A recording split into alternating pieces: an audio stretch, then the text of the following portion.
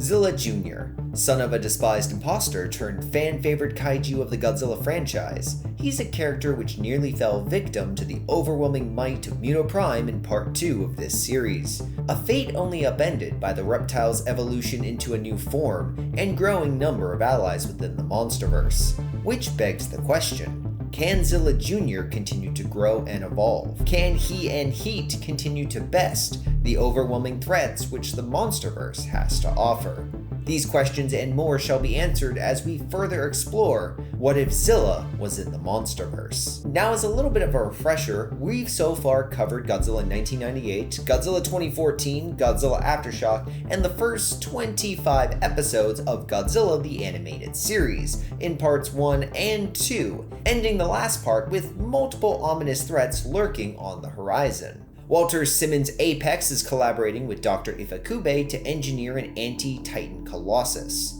Cameron Winter's Solstice Industries, having lost the technological arms race to Apex, has pivoted solely into biological research, pursuing the creation of an artificial Titan able to rival Godzilla. The mimic ferried across the world by unknowing ships silently stalks toward France. And last but not least, lurking in the shadows across the planet, the Leviathan aliens finalize their plans for Earth's conquest. So, which of these threats make the first move? Well, none of them actually, as Monarch is alerted to a new Titan in Yunnan Province, China. It's a relatively non-violent caterpillar-like creature that has migrated to a nearby waterfall to cocoon itself. Elsie leads H.E.A.T to the site, expecting a confrontation between it and Zilla, considering every insect-like Titan that has appeared so far has been disastrous for the local ecology. Yet upon tracing the Titan to a nearby undiscovered temple, the identity and classification of the creature is revealed. The monster is Mothra, and unlike the insects which came before, she is a Protector class Titan. Anything more will really take time to decipher, because in the original timeline, Emma Russell's discovery of the temple occurred in 2009, so she had something like 10 years to unravel everything there was to know about Monarch before the larva hatched. But here, Monarch and H.E.A.T would essentially be in the dark the moment the Mothra hatched. But Zilla's non-violent meeting with the insect likely gives everyone enough assurance to let Mothra cocoon in peace. An overall positive encounter, all things considering, though unbeknownst to everyone, Godzilla lay off China's coast, ready to rampage if anyone or thing threatened his primordial ally. This whole investigation likely spans no more than a few days at most, a non-eventful Titan discovery during what is currently a remarkably quiet period for H.E.A.T. It's October 1999. The last true threat the team faced was the Silver Hydra, a mutant-evolved Zilla quite thoroughly vaporized in Part 2. This period of relative calm is a welcome reprieve for most on the team, allowing each to work on their own personal endeavors. Mendel can work on Nigel. Elsie can travel to go visit her ex, Lawrence Cohen, in Mexico to study a few anomalies. Randy can also tinker with Nigel to Mendel's frustration or catch up on Quake 2 because, well, Quake 3 is about to release in December 1999, and I'm sure he'd be excited for that. Video games aside, Audrey would also take the time to essentially shore up her reporting, crafting articles and reports to reveal the truth about Monarch and the Titans. So without any world-altering projects, Nick's mind is left to wander until the man's curiosity is piqued when a massive earthquake rattles Mexico's Yucatan Peninsula, the home to not only Quetzalcoatl, but Rodan. Luckily for him, Elsie is in the area and can confirm via Monarch's local bases that each of the Titans, while perturbed by the local eruptions, don't seem to be causing damage. Now, there are sightings by some locals, but no casualties created by either of the molten avians, so all good, right? Well, no. Zilla, who I should say has regained his green coloration after evolving in the last part, seems agitated enough to leave his den off New York and begin a southward migration toward the chaos occurring in southern Mexico. Despite Elsie's assurance that all is well and that he and the team should stay in New York, Nick very much can't let Zilla go without H.E.A.T, especially since any damage Zilla may cause would be Monarch's responsibility. so he disobeys Elsie's order to stay in New York. He summons Monique, Randy, Audrey, Animal, and Mendel so they can pursue their faithful ally and mascot.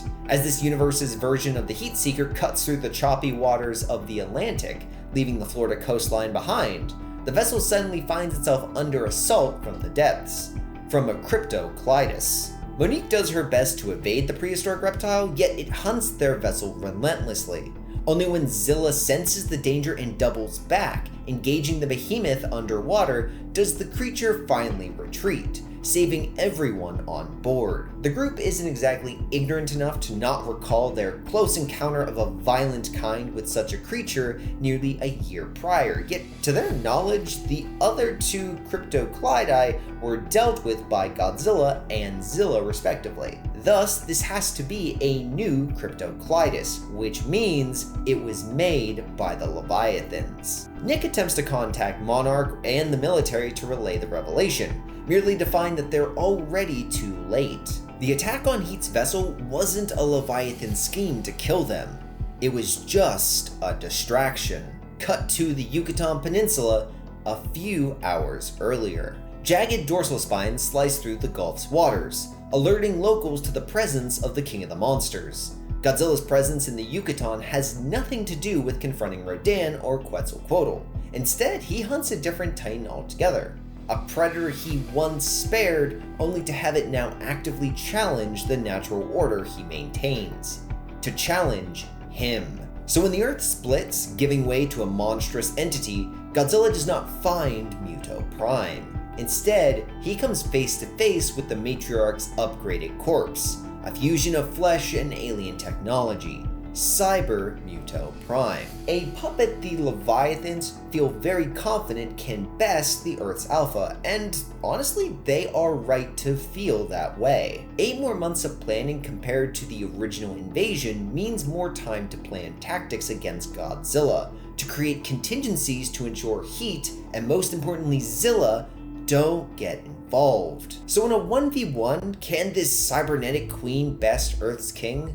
Well, let's say it's pretty even. When Cyber Godzilla faced its progeny, Zilla for the most part dominated the battle. Even if we highball the cyborg and say it was stronger, faster, and possessed better offensive assets, Zilla's overwhelming edge in experience after over a dozen mutant encounters ensured Cyber Godzilla's ultimate doom. Here though, Prime has plenty of combat experience to draw from, perhaps not at the same level as Godzilla, but well enough to know how to hunt and react to a species which is her biological prey. Combine that battle-tested knowledge with the arsenal tailored to exploit Godzilla's vulnerabilities, like an enhanced sonic screech that can shatter the reptile's dorsal plates, and what you have is a Leviathan-engineered, near-perfect anti-Godzilla weapon. This does not mean Godzilla will give in or submit to some cybernetic monstrosity. He'll keep fighting, ensuring primordial will levels the playing field even when things seem bleak,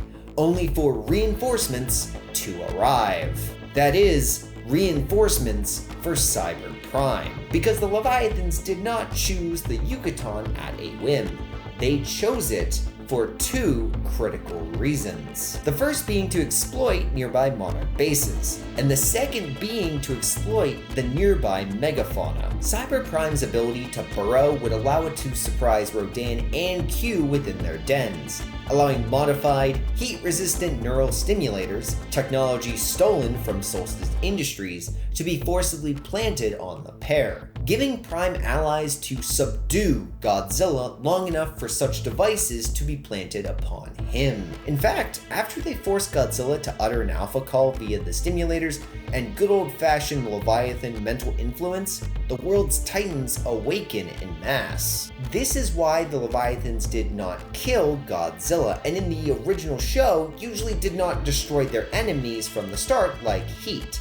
Why eliminate a valuable asset when it can be used to your own advantage? Motivations aside, after the alpha call, the Leviathans not only have the King of the Monsters incorporated into their own hive mind, they also have every titan on the planet influenced, at least all but a few pests. Cut back to H.E.A.T. Attempts to connect to Monarch systems would fail, likely spurring Randy to work his hacker magic to connect H.E.A.T to the outside world. And when that connection is reached, everyone gets a front view to witness the global catastrophe unfolding in real time.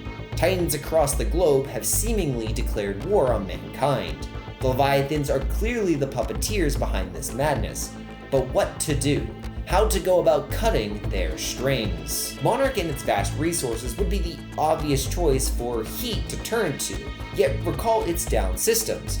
Randy determines the current state of the servers to be the work of sabotage. Not only that, but done by a single man's access codes, that being Ishiro Serizawa. Recalling the Leviathan's mind-controlling abilities within their ship at the bottom of the sea, the team quickly puts 2 and 2 together. The head of Monarch, like Godzilla, currently plays for the other team. Now, to break the fourth wall for a moment, there is no way to know which people or person would be more susceptible to Leviathan mind control than others. In the original show, we know that 1 in 5 H.E.A.T members were easily influenced, so I used those odds on every, and I do mean every character in the series that was not featured in the original Monster Wars episodes. So who else is compromised? Well, that is a surprise I am not going to spoil for you. So you'll just have to watch the rest of this video to find out who the other Quizlings are hiding amongst humanity. Back to the scenario, H.E.A.T reasons that Elsie is also likely compromised, which would not only explain her distance as of late, but her travel to the Yucatan. Though with this realization, a plan quickly comes together. Mendel detects tachyon particles emanating out of the Yucatan. The pattern matches perfectly with past Leviathan readings, suggesting their main base operates from that location, likely commandeering the existing Monarch facilities situated near the territories of Quetzalcoatl and Rodan. If those bases were eliminated, or at least taken offline, then perhaps the Leviathan control of Godzilla, and thereby the other Titans, could be broken too. Now, despite Nick wanting to go to the Yucatan to save Elsie, who in this timeline is the head of H.E.A.T, he reluctantly can't go. Keep in mind that if he were to go to the Yucatan, Zilla would follow, and likely would just ensure his own doom, because Zilla would be faced with not only Cyber Prime, but the Leviathan's other allies. And even if fighting just 1v1, most on the team likely think that Zilla can't beat Cyber Prime in a straight fight. I mean, keep in mind that in the last part, that Zilla needed not only Nessie, but Leviathan to take down the super apex predator. Thus, to best such a foe, Zilla needs allies. He'll need to make his own alpha call. He are unsure if Zilla can even utter such a cry, or how to go about spurring such a call out of him. But why go about such a complicated process when technology can do the work instead? Using Mendel's extensive experiments to vocally call Zilla, the same technology could be implemented to summon Titans by mimicking Godzilla's alpha call and fusing that with Zilla's own cry. It will require trial and effort, and a massive sound system to boot. But it's a plan, one that Nick believes at the very least will pause the global destruction going on by the world's Titans. Because if there are 2 alphas, while some Titans may come to Zilla's aid, there is a chance others may stop their rampages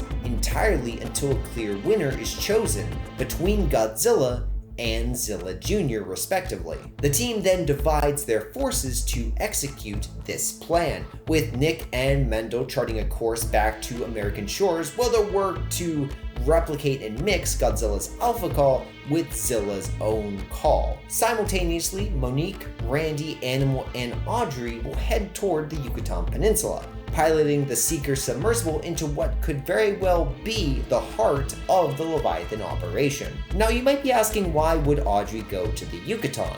Put simply, she explains that after this is over, humanity will view the Titans as threats to kill.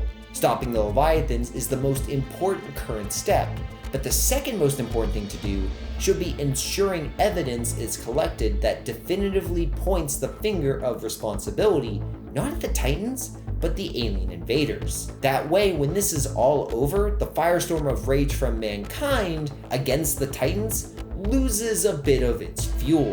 H.E.A.T's current plans aside, surely there are others attempting to combat the Titans, right?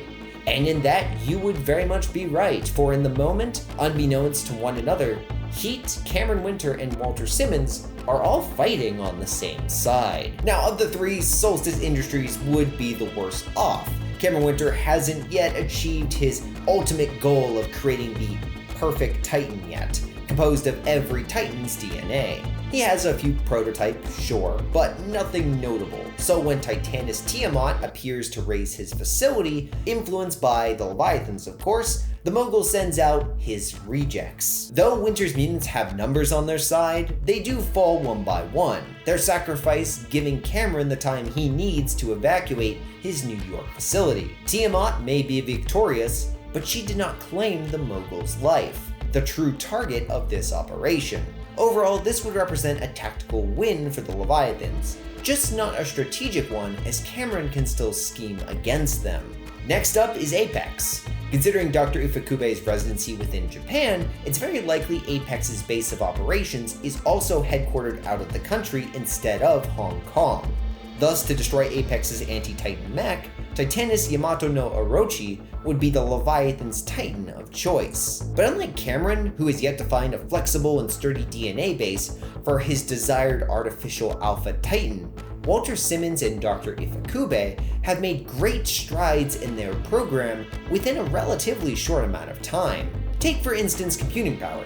Despite this scenario taking place decades before Godzilla vs. Kong, the discovery and acquisition of the Technosentience Corpse in Part 2 allowed Apex to essentially bypass the hard limits of computing they dealt with in the original timeline. There is no need for a Ghidorah-based biological supercomputer here, and with Dr. Ufukube's past work involving the Robo-Yeti, the breakthroughs to build a Titan of that scale have already been achieved. However, despite these advantages, powering the mechanical Titan would be the project's Achilles heel. So when Orochi does come knocking at Apex's front door, while this Mark I Mechagodzilla can put up a great fight at first, a lack of adequate energy reserves ensures the mech can't stay in the fight for long. The other thing is we don't know how strong Orochi is in this universe, so I'm going to assume this battle would be something akin to a draw. The 8-headed serpent slithers away to lick its wounds, while the mechanical Titan stands frozen, kind of like Kiryu at the end of his first bout with Godzilla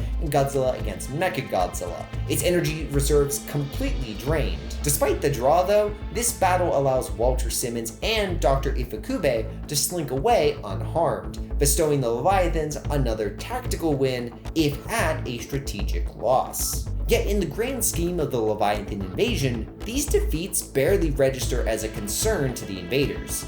Continued human resistance represents little more than calculated variables in the world-conquering equation. Annoying, perhaps, but not entirely unanticipated. What was unanticipated, though, are the creatures which aren't going along with Godzilla's alpha call. Zilla, understandable. It's had a rebellious streak since it was born.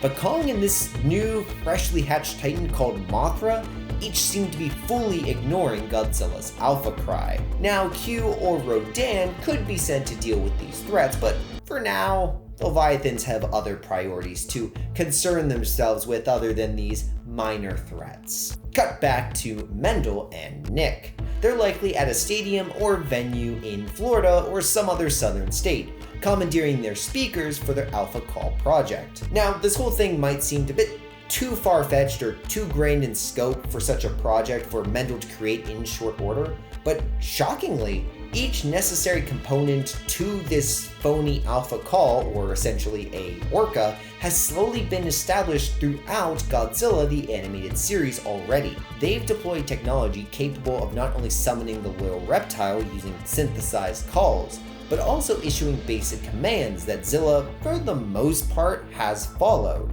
as demonstrated by Mendel in the episode Website. This phony alpha call is just the next step of that process, using Zilla's own vocal patterns mixed with Godzilla's alpha call to give a vocal command to other Titans. Sirens begin to blare the artificial call.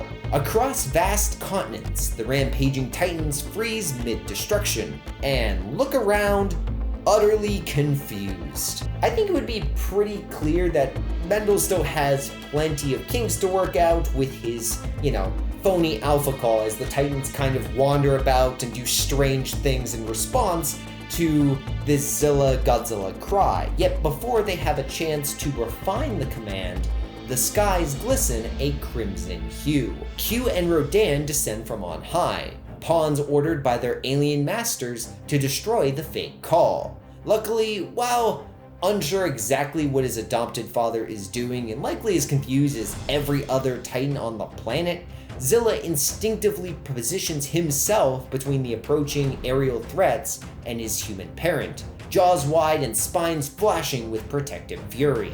Despite being outnumbered here, this battle for Zilla will not be like his past battles with Rodan and Q. Thanks to his evolution in the last part, coupled with dozens of battles to draw experience from, Zilla dominates this 2v1. Now, for any Rodan fans out there, I do want to stress that this is not a complete stomp for the evolved iguana. Zilla can be blindsided here if the avians, work together, and Zilla will be constantly protecting Nick, limiting his offensive options. Nevertheless, the battle's outcome, I think, would be clear, especially once Mothra appears out of the heavens, crashing into Rodan to aid Zilla. It doesn't take long for both avians to be grounded, and this is where Zilla's evolution in the past part comes in to haunt all parties involved. Now, one perk of Zilla's evolved body, specifically a body that absorbed MUTO DNA, is being able to unleash an electromagnetic pulse when he's energized. While I have no doubt the Leviathans would shield the neural stimulators on Rodan and Q, knowing full well about this ability, there is a natural limit to how much that shielding can take. Electronics upon Rodan and Q would eventually fry, leaving only Leviathan influence to direct the pair.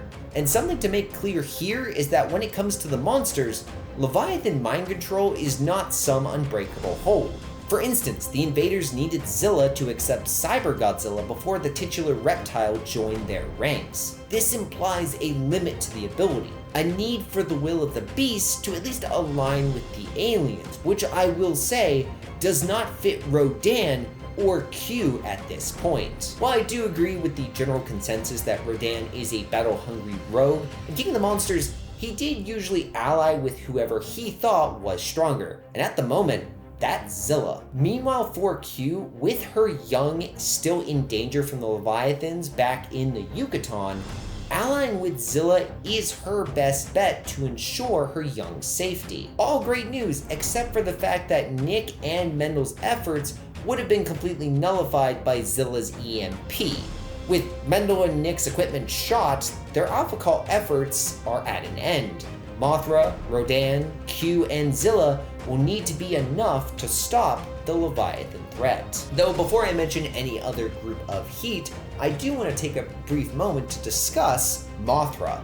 Her assisting Zilla in this situation is a relative no-brainer. Purely by instinct, she'd likely send Zilla as a natural ally against the dark shadows infecting other Titans and the world at large. More importantly though, Mothra would also likely notice how Zilla treats humanity. If there were any other Titans she could find common ground with and potentially call an ally in the future, Zilla has all the makings of such a candidate. Switching gears to the other team, upon reaching the shoreline of the Yucatan, Monique, Randy, Animal, and Audrey are immediately set upon by mind-controlled soldiers. The Leviathans had anticipated this move. Through their psychic tendrils, they had found Audrey Timmons' mind particularly vulnerable to suggestion, an unwitting beacon broadcasting H.E.A.T's actions for months directly to the alien hive mind. That is how they knew where to send Rodan and Q, not to mention exactly where to greet Monique and Randy on the Yucatan shoreline. Yet despite knowing where and when and how and why for H.E.A.T's plans, there is one thing the hive mind failed to consider: who exactly they were dealing with. The H.E.A.T submersible detonates. Randy and Monique rush forward, dragging Animal with them and vanishing into the underbrush, just as the French agent had planned. Because Monique is still relatively new to the team, and trust is not something she has for anyone, especially not a reporter whose sudden desire to do something for the greater good would strike her as suspiciously convenient. So Monique, Animal, and Randy head inland. invading alien patrols until the Leviathans are forced to turn their attention to the quartet of Titans thundering toward the Yucatan Peninsula. Humanity's last hope in the face of seemingly absolute alien power, because the Leviathan invasion fleet has now arrived. Apologies for the interruption, but by far most of you are not subscribed. To stay up to date with the newest releases, please consider doing so. Thank you. Artificial and natural Titans are joined by interstellar ships from beyond the stars. Militaries across the world are pushed to the absolute breaking point, though there is some relief. A few Titans like Tiamat, El Gusano, and Behemoth have seemingly vanished, though this is not because they were beaten. These Titans have been assigned a new mission: to defend their new master's base within Mexico. This means the pawns currently guarding the Monarch research stations turned Leviathan headquarters include Behemoth, Cyber Prime, El Gusano, Godzilla, and Tiamat, not to mention plenty of alien spacecrafts and alien fighters. There is also no need to, split up their forces and engage the approaching Titans at sea. Leviathans simply wait for the group to make landfall before sending all their forces to completely overwhelm the pests at their front door. And it's safe to say that such a display of arrogance and power would ultimately be a poor choice when it comes to Leviathan lives. Unsurprisingly, you can attribute this to Zilla, whose EMP and atomic power would make short work of the alien spacecraft. His evolved body would also handle the laser fire of the vessels far better than in the original timeline. So I can imagine Leviathans quickly pulling back their aerial forces, especially when you also consider that there are 3 other flyers fighting by Zilla's side that can most likely shred through the alien machinery with equal ease. Though despite their aerial dominance, excellence in the air can only go so far when no one on the field can match Cyber Prime. Sure, Prime did take a beating from Godzilla, and Godzilla's not in the best shape himself, having lost his dorsal shoots. But anytime Leviathan pawns may find themselves on the back foot, there are other Titans to support them. Also, while Nick and Mendel may attempt to help from the sidelines with the Seeker, at some point they would be forced to worry about their own lives when Titanus Tiamat awakens from the depths and goes after them. So while Zilla's side may be able to open up the conflict with a few mighty blows and a few great explosions, they're not a team able to keep up the pressure in the long run. Prime likely focuses on Zilla, allowing Q and Rodan to be blindsided and knocked out of the fight. And while tenacious, even the likes of the Queen of the Monsters can't hope to carry on forever. So watching her allies fall one by one, Mothra abandons conventional tactics. In a desperate gambit, she spreads her luminous wings and launches herself directly toward the mind-controlled king. Mothra's gambit ultimately does not succeed. El Gusano intercepts her mid-flight, sending her crashing to the earth before Godzilla's feet. Wounded and immobilized, Mothra can do nothing as azure light fills her vision. See, Godzilla's preparing a nuclear pulse akin to what he struck MUTO Prime with in the original Aftershock story. There are parts of the Alpha Psyche rebelling against his body's actions though, but it's not enough against the stimulators and Leviathan hive mind. Then suddenly, the pressure lifts as one of these 2 opposing forces falters. Cut to Monique, Randy, and Animal. While all eyes were focused on the battle, this allowed them to sneak into one of the Monarch bases. A hastily made explosive here, a sabotage piece of machinery there. By the trio's end, a base goes completely offline. While there's no doubt that Leviathans have backups and that the other base nearby can pick up the slack, boosting Leviathan's mental mind control to the monsters once again, the momentary slack is all that Godzilla needs to break free. Sheer rage and will and nuclear power erupts from Godzilla, atomizing the nuclear stimulators, so with only the Leviathan mind control left to keep Godzilla in check, the aliens would no doubt receive a mental backhand as Godzilla's will supersedes the aliens' own. Alien-controlled Titans shudder from the disruption before the King of the Monsters emits a new alpha call, reasserting his dominance over the planet. With their strings cut, the invaders' monstrous puppets quickly turn against their puppeteers across the Earth. All except one, Cyber Prime. Despite suddenly being outnumbered with the likes of Behemoth and El Gusano switching sides, Cyber Prime absolutely would not stand down. Missiles barrage Godzilla. Lasers reduce El Gusano to a fraction of its original size. Behemoth is smacked away. When Zilla gets smacked away back into the waters of the Gulf, I would say it's pretty clear to just about everyone and everything that Cyber Prime can't be stopped. So when the hulking menace makes its way into the surf, do two sets of jaws snap on the cyborg. Tiamat, now following Godzilla's orders, and an ally supercharged by solar energy. Nessie. Having heard Zilla's message, she came to her ally's defense. And now, in the nick of time, she and Tiamat yank Prime under the waves, where they and Zilla begin to rip and tear into Cyber MUTO Prime.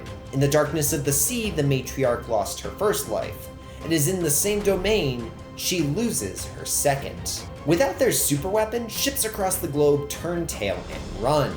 The hive mind's influence falters, and nearby militaries swarm the area.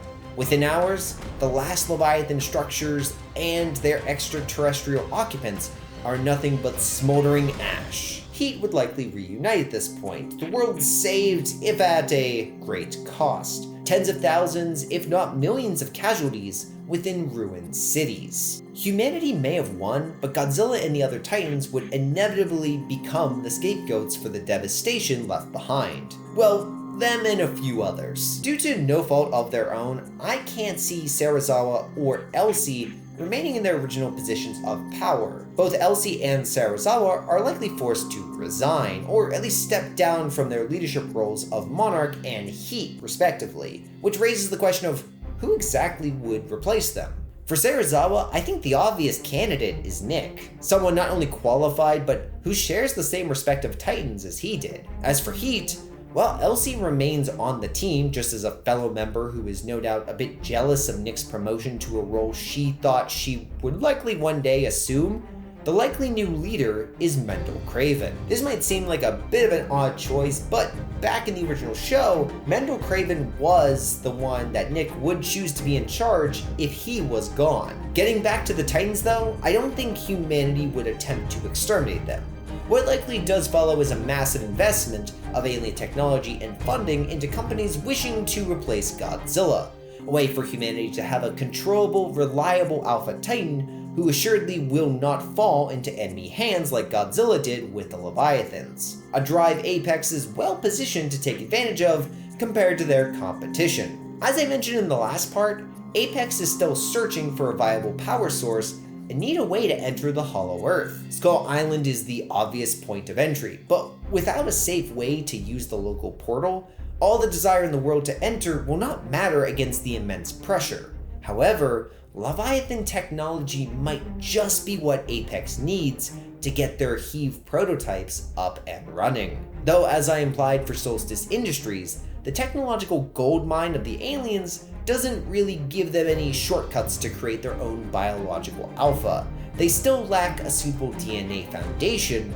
for their own creature. But on a completely, totally unrelated topic, let's talk about the Mimic's arrival in France. The goal of the DNA Bob is honestly quite simple. It's to find some trace of its original creator, one Dr. Anton Fleury, learn how to make itself a mate through the Doctor's memories and knowledge by absorbing his DNA before uniting with said other half. The Mimic's entire drive to find its other half is likely instinctive, a drive it has to fulfill. But what happens when your entire existence is something that can't be achieved? In the original episode Trust No One, Dr. Anton Fleury, a geneticist somewhere between genius and mad, was apprehended in French Guiana.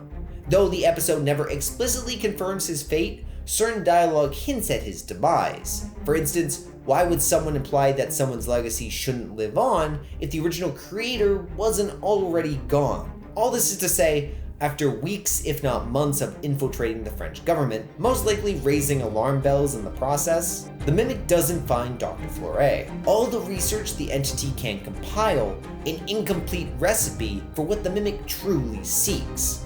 which leaves two outcomes: a haunting, inescapable madness which leads the entity to a self-destructive spiral, or perhaps a more terrifying alternative.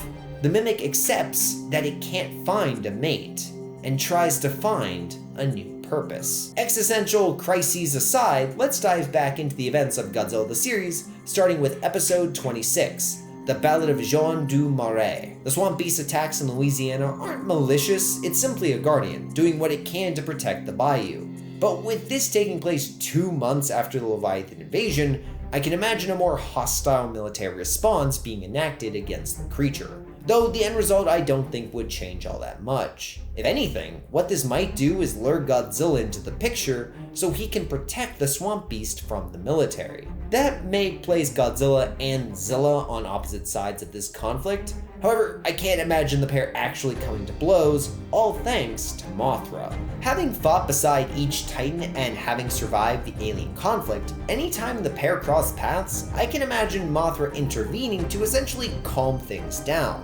Thus, peace returns to the bayou, even if the world continues to spiral with an outbreak of phytoplankton in the Red Sea. Chaos aside, 1 month later, the events involving episode 27's Ring of Fire takes place. An oil platform accidentally unleashes a mutation which can control fire like it's a suit of armor. H.E.A.T investigate the mutation clashes with Zilla merely for the inferno of chaos it unleashed to be extinguished. However, this is where the original and new timeline branch off. In the original episode, the rest of the show's runtime focused on the creature being taken back to New York and running rampant. But with Monarch's greater funding and scientific knowledge, I think that H.E.A.T can safely contain the firebug, a creature Apex would no doubt be highly interested in studying, considering its ability to produce high amounts of power with very little fuel. A feature lacking in the titular statue Norzug in episode 28's Protector. And contrary to the episode's title, Protector, this ancient mechanical monstrosity, is certainly not. Running rampant across the Arabian Peninsula, indiscriminately attacking oil refineries for its insatiable appetite, Norzug shows no interest in life, only in acquiring its next meal. A trait quite similar to that of Zilla and other destroyer-class titans. So regardless of where this thing originated from, Godzilla makes landfall to banish this truly artificial beast back to Oblivion to join its creators. And on that dark note is where I think I'll move on to episode 29's Vision. Giant hummingbirds begin causing a bit of chaos in San Francisco, attracting H.E.A.T along with Zilla. Now, as my audience pointed out during one of my editing streams, Godzilla would actually be well suited to take out these near invisible pests, his thermal vision essentially bypassing the hummingbird's invisibility. However, currently the Alpha of Earth has his hands busy, with the Titan awakening from Godzilla King of the Monsters essentially taking place 2 decades earlier thanks to the Leviathan invasion. Likely a similar pattern of chaos that occurred in Godzilla Dominion follows the Leviathan invasion of Earth. Titans running amok, humans fighting said Titans. Bright side here is Godzilla does have Mothra, but even with her help, the Alpha likely possesses limited power, his dorsal chute's still an utter mess. All this is to say, excluding Norzug, who represented a major threat to the planet, Godzilla isn't in a position to deal with or really care about some relatively insignificant birds when other fires are raging across the planet. Which means that Zilla and H.E.A.T deal with the invisible beasts like they did in the original timeline. Something I can't say would happen in episode 30's Freak Show, because such a circus could never exist. If Tobias Wilson attempted to collect artificial titans for a circus, the poor conditions given to the beasts would ensure Godzilla's involvement, because as we explored in the last 2 parts, any attempt at creating a jail for artificial titans, or the natural titans of Earth, would undoubtedly stoke Godzilla's wrath. And what city on Earth would be crazy enough to sanction such a bad idea, that being the circus, just 3 months after monsters rampaged across the globe? There are just too many factors for Wilson's mutant mania to take shape, though this does not mean that the events just don't happen. Likely Medusa evolves into the water-absorbing terror she became in Freak Show, just out in the wild. Mutation that attracts not only H.E.A.T's attention, but Godzilla's. And while it might take plenty of atomic fire to get the job done, I could see the mutation being atomized by the combined efforts of Godzilla, Mothra, and Zilla here. And it is on that victory I'm going to reluctantly begin to end this part. A part, I should say, which is my longest to date at over 6,000 words. Though to tease you on where things are headed for part 4, I'll leave you on one final note. 3 months after the Leviathan invasion, Nick Totopoulos finds himself struggling in New York. His thoughts are heavy, weighed down by the newfound responsibility he now has as one of Monarch's leaders, while he carefully considers Walter Simmons' request. See, the CEO of Apex has personally requested H.E.A.T to head an expedition into a new theoretical region of the planet, the Hollow Earth. While excited by the prospect of discovery and knowing his old team can do the job, his instincts have him on edge. Surely this is tied to Apex's mechanical titan. While Walter has always supported Monarch, even helped New York rebuild after MUTO Prime's first assault, Nick can't shake the feeling he and Monarch are just being used by the man. So as he continues to weigh his decision, Elsie enters the office. Nick thinks that Elsie's here to offer him some advice, merely for the woman to ask for Nick's assistance, as he may be the only one that can understand, that can truly help her. A bit confused by all this, Nick inquires to what Elsie is referring to, merely for her to transform into a blue blob-like entity, and then back before answering. It needs his help. It wants to live. And on that cliffhanger, that is where I'm going to leave today's part, but I hope you all enjoyed the story so far. Next up on the channel is what if Peter Jackson's King Kong existed within Jurassic World, so get ready for a whole new universe to explore. As always, I'm GrayShot151, and I will see you all next time. Until then, later.